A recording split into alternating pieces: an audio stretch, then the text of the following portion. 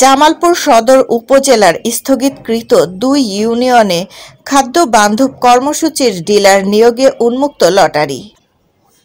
জামালপুর সদর উপজেলার ২টি ইউনিয়নে খাদ্য বান্ধব কর্মসূচির ডিলার নিয়োগে উন্মুক্ত লটারি অনুষ্ঠিত হয়েছে। আজ দুপুরে উপজেলা সম্মেলন কক্ষে উন্মুক্ত লটারির আয়োজন করেন উপজেলা খাদ্য নিয়ন্ত্রক। উন্মুক্ত লটারি অনুষ্ঠানে উপস্থিত ছিলেন জামালপুর সদর উপজেলার উপজেলা নির্বাহী কর্মকর্তা জিন্নাত শহীদ পিঙ্কি।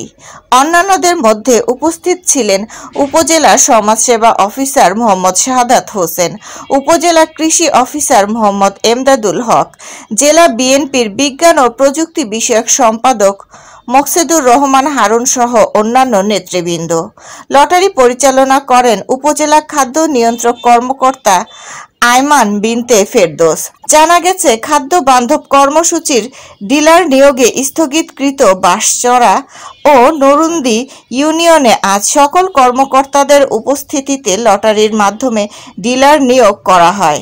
বিস্তারিত দেখুন শরীফুল ইসলাম ঝোকনের প্রতিবেদনে। সেজন্য এটা বাতিল। এখন নির্বাচিত হলেন মোহাম্মদ অনিক। যে এই সালের কি পাওয়ার কথা না,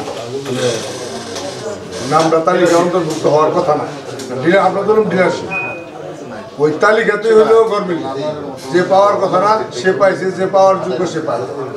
যে কারণে ডিলাররা ওই বিভিন্ন ব্যক্তিদের যারা মাল তুলতো না ওই মালগুলি তারা একাত্র করে বিক্রি করে।